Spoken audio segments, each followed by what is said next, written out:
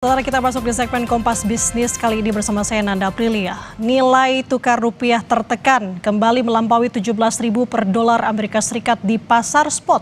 Perang di Timur Tengah hingga sentimen dalam negeri diduga oleh sejumlah ekonom sebagai penyebabnya. Kondisi pasar global yang dipenuhi ketidakpastian dan juga kewaspadaan akibat perang antara Amerika Serikat, Israel versus Iran yang sudah memasuki minggu kelima membuat rupiah tertekan. Ditambah dengan kondisi ekonomi Amerika Serikat yang semakin memperkuat ekspektasi pasar terkait dengan arah kebijakan suku bunga The Fed. Dari domestik, sejumlah ekonom menyoroti kebijakan efisiensi anggaran yang perlu diimbangi dengan strategi lain agar rupiah tidak terus tertekan.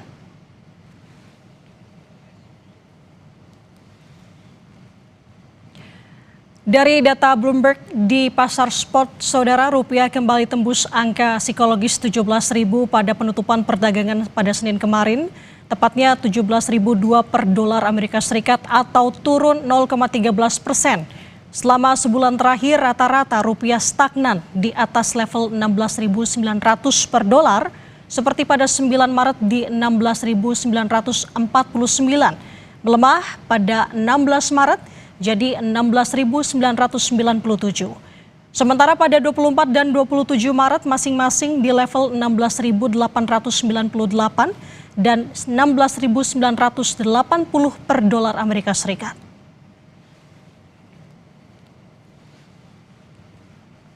Sementara itu, nilai tukar rupiah versi JISDOR Bank Indonesia pada penutupan Senin 30 Maret kemarin masih terpantau di 16.993 per dolar Amerika Serikat, tinggal 7 poin menuju 17.000. Bank Indonesia melakukan sejumlah intervensi untuk bisa menstabilkan rupiah, namun gejolak di Timur Tengah dan juga sentimen lainnya membuat rupiah terus tertekan.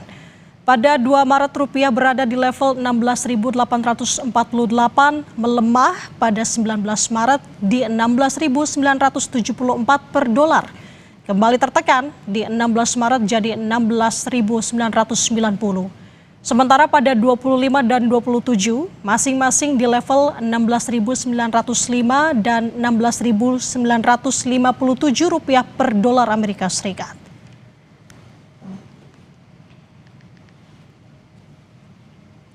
Di pasar spot, rupiah berulang kali tembus 17.000 per dolar Amerika Serikat. Apa saja sentimen yang menjadi penyebabnya dan apa resiko jika rupiah terus melamah? Kita tanya bersama dengan pengamat mata uang dan komoditas Ibrahim Aswaibi yang sudah terhubung bersama kami melalui sambungan daring pagi ini. Selamat pagi Pak Ibrahim, apa kabar? Selamat pagi Nanda, apa kabar? Alhamdulillah kabar baik Pak Ibrahim. Pak Ibrahim, rupiah tersungkur, tampaknya nilai tukar rupiah di penutupan perdagangan kemarin melemah 22 poin atau 0,13% di level 17.000 per dolar Amerika Serikat. Sebenarnya ini bukan kali pertama 17.000, tapi melihat kondisi saat ini dengan ketegangan geopolitiknya, apakah ini sudah menjadi alarm kita untuk waspada? Oh iya Nanda, ini kemarin itu ya pada saat penutupan pasar, itu di 17.004. Artinya apa? Ini baru terjadi pada saat penutupan itu adalah di 17.000.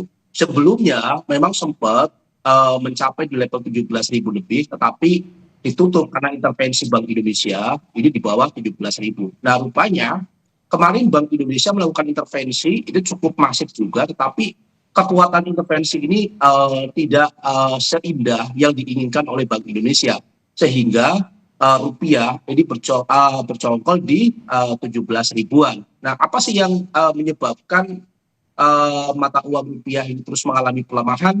Ya, salah satunya adalah faktor secara geopolitik yang di Timur Tengah ya dan di Eropa. Kita melihat di Timur Tengah sendiri bahwa Selat Hormuz ini sudah kelihatan bahwa Selat Hormuz sampai saat ini masih dikuasai ya oleh Iran, dan ini pun juga mengalami penutupan, walaupun penutupan itu tidak selamanya ya, hanya negara-negara tertentu yang bisa masuk melalui Selat Hormuz, terutama adalah negara-negara yang pro dengan Iran. Nah, kedua itu ada selat ya di Yaman, itu namanya adalah Selat Bab el Mandeb, yaitu di mana selat sempit antara Laut Merah ya dengan Teluk Aden. Nah, ini di sini ini adalah salah satu transportasi yang begitu masif juga, karena Arab Saudi, tanker-tanker kapal Arab Saudi itu hampir 4,658 juta barel per hari itu melalui Selat Bab El Mandeb. Ya, kenapa? Pada saat Selat Hormuz ditutup, ya kemudian Arab Saudi mengalihkan ya transportasinya adalah melalui Bab El Mandeb ini. Nah, sehingga apa? Pada saat Houthi ikut perang ya melawan Iran dan Amerika dengan sendirinya, selat tersebut ini ditutup. Nah, dengan tutupnya ini membuat harga minyak ya Brent crude oil kemarin ini sempat mencapai di level tertingginya, yaitu di level 112. Bahkan kemarin ya mencapai di level 115, walaupun pagi ini itu baru dibuka kembali di 108,26.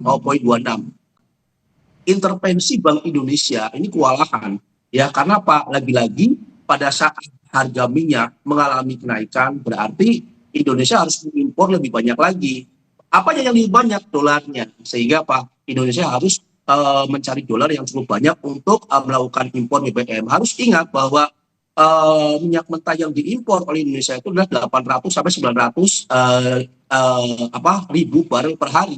Artinya apa? Ini akan membuat kebutuhan dolar yang cukup besar, sehingga ini yang melemahkan mata uang rupiah. Nah, di sisi lain pun juga tentang masalah defisit anggaran ya, pemerintah kemarin menginformasikan bahwa anggaran kemungkinan besar akan dikurangi ya, kecuali adalah MBG, kemudian Koperasi Merah Putih dengan Alutsista. Nah, kemudian kemarin pun juga sudah ada informasi bahwa MBG yang tadinya 6 hari akan dikurangi menjadi 5 hari ya untuk kegiatannya. Nah, ini pun juga sebenarnya sudah cukup bagus. Tetapi apakah dengan MBG kemudian Koperasi Merah Putih dan Alutsista ini dikuranginya hanya sedikit, ini bisa untuk menahan laju ya untuk pembelian minyak mentah dari luar negeri. Apalagi kita harus melihat bahwa cadangan minyak kita itu hanya 21 hari,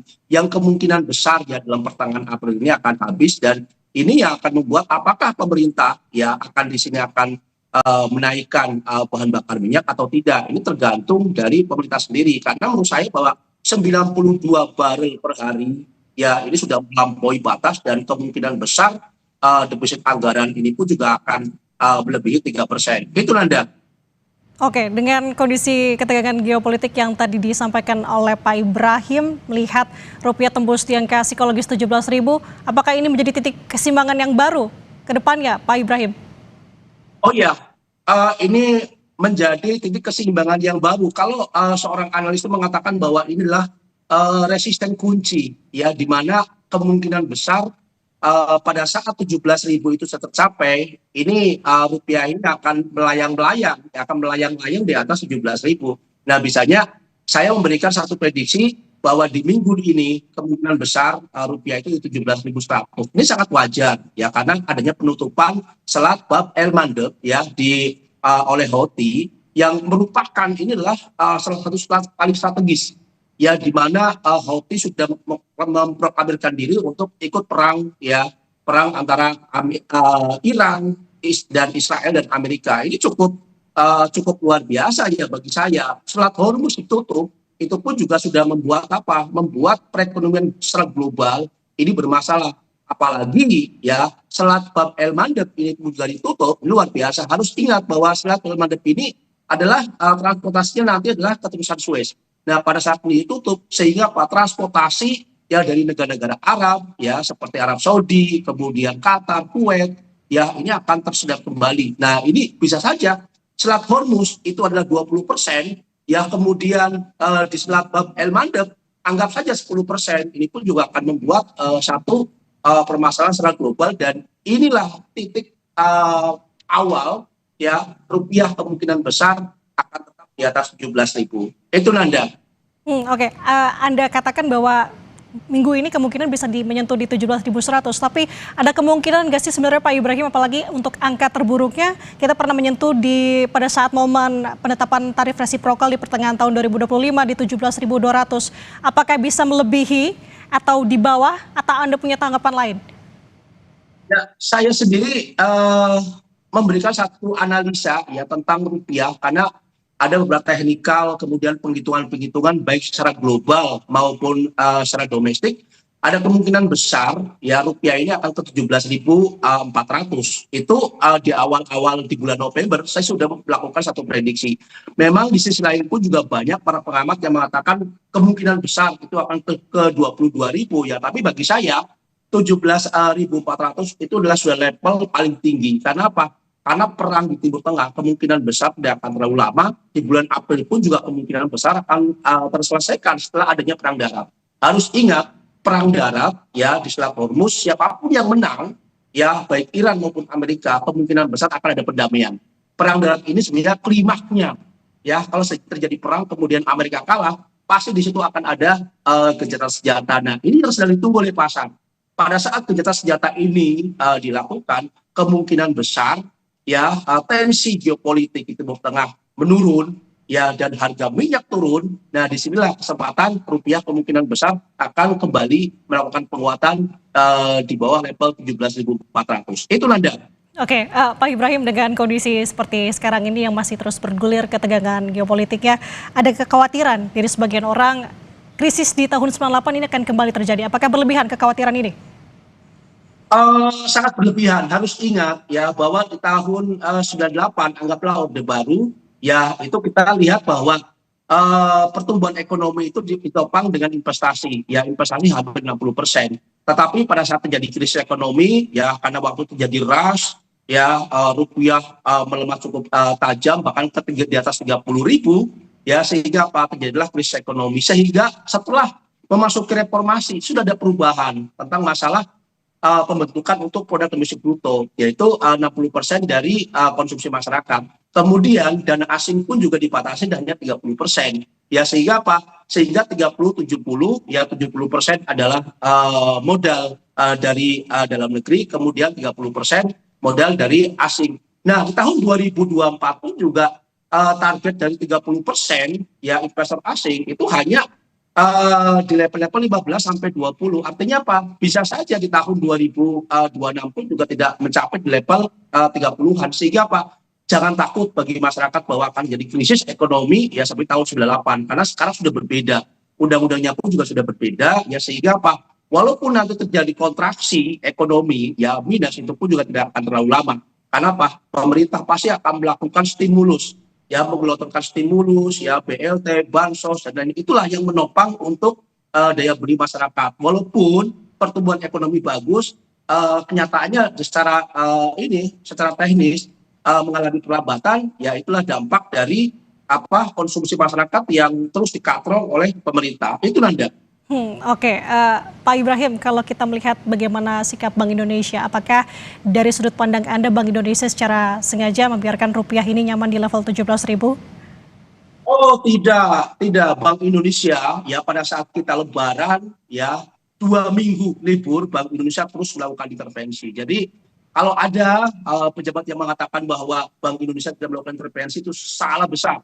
Ya, Bank Indonesia melakukan intervensi ya di pasar internasional ya, transaksi NDF, kemudian di pasar domestik ya, di pasar DNDF. Ini juga luar biasa. Jadi tinggal bagaimana ya, ini pemerintah yang bagian untuk fiskal ya, apakah mereka itu bisa ya bahu-membahu dengan Bank Indonesia untuk membuat rupiah ini mengalami penguatan. Karena dalam kondisi seperti ini, Bank Indonesia dan pemerintah, terutama adalah Kementerian Keuangan, harus bekerja sama. Ya, kerjasama yang apik. Bagaimana ya tugas dari Kementerian Keuangan itu bagaimana mendapatkan pajak yang sebanyak-banyaknya ya untuk menutupi defisit anggaran ya, sedangkan Bank Indonesia itu khusus moneter, yaitu adalah melakukan intervensi. Dan ini nanti bisa kelihatan di awal-awal bulan April cadangan devisa Indonesia ini mengalami penyusutan. Nah, kalau seandainya cadangan devisa tidak menyusut, nah tanda besar ya, tapi saya ya prediksi bahwa cadangan devisa kemungkinan besar akan mengalami penyusutan. Itu Nanda. Oke, berarti tampaknya yang paling besar di sini yang berpengaruh adalah perang yang terjadi di Timur Tengah saat ini. Nah, sebenarnya apa dan mengapa perang di Timur Tengah ini memberikan tekanan besar bagi rupiah, Pak Ibrahim? Tapi kita tahan dulu jawabannya. Kompas Bisnis akan kembali usai jeda. Tetaplah bersama kami, saudara.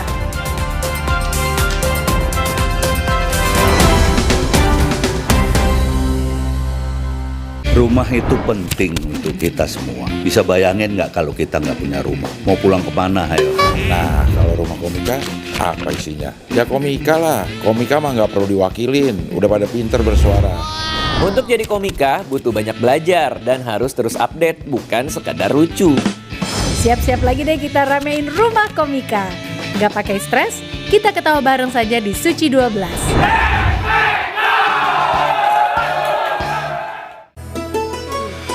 Di bulan suci, kita pasti dicoba.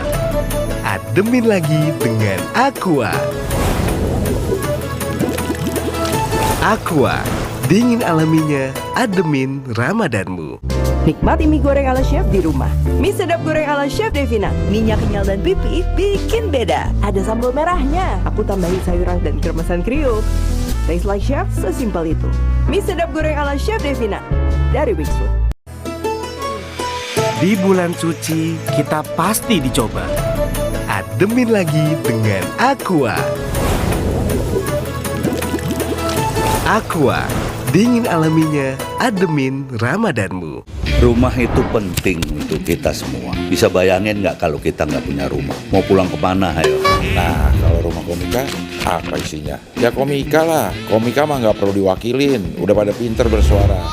Untuk jadi komika butuh banyak belajar dan harus terus update, bukan sekadar lucu. Siap-siap lagi deh kita ramein rumah komika. Gak pakai stres, kita ketawa bareng saja di Suci 12.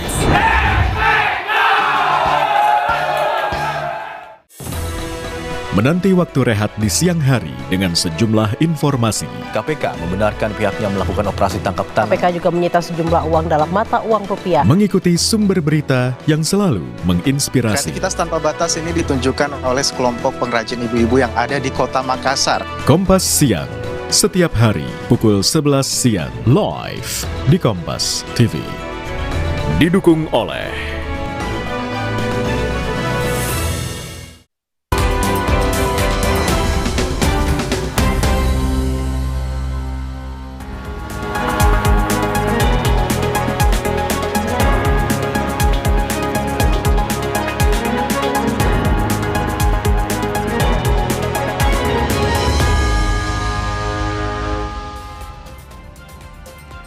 Saudara, kembali di Kompas Bisnis bersama saya Nada Aprilia dan pengamat mata uang dan komoditas Ibrahim Aswaibe. Kita lanjutkan dialog sebelum jeda tadi, Pak Ibrahim. Tadi pertanyaannya adalah kenapa perang Timur Tengah ini menjadi tekanan besar bagi rupiah?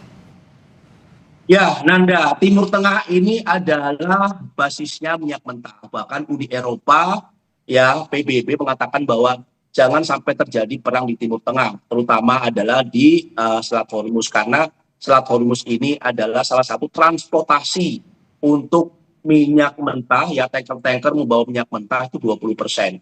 Nah, dampaknya ini akan cukup luar biasa terhadap perekonomian secara global. Dulu pada saat perang Irak, ya Amerika dan Irak ini pun juga cukup luar biasa. Itu pun juga negara Irak tidak melakukan sabotase di Selat Hormuz. Ya itu pun juga rupiah waktu itu mengalami pelemahan, harga minyak pun juga cukup tinggi, bahkan terjadi krisis ekonomi, bahkan banyak negara-negara terjadi demonstrasi besar-besaran dan banyak negara yang pemimpinnya dikudeta. Nah sekarang kita melihat bahwa Selat Hormuz ini sangat penting sekali, bahwa negara-negara anggota OPEC itu adanya di Timur Tengah. Ya di Timur Tengah, kemudian Venezuela pun juga sudah dikuasai oleh Amerika, kemudian Timur Tengah, Selat Hormuz, dan Selat Hormuz ini adalah selat yang paling strategis. Nah sehingga apa? Pada saat ini bermasalah, ini akan berdampak terhadap harga minyak. Walaupun kita tahu bahwa supply dan demand kita itu tidak seimbang. Ya sebelum perang ini produksi begitu tinggi, permintaan sedikit. Ya dulu permintaan itu ya anggaplah dari 100 juta barel per hari kemudian mengalami kenaikan jadi 115, 120.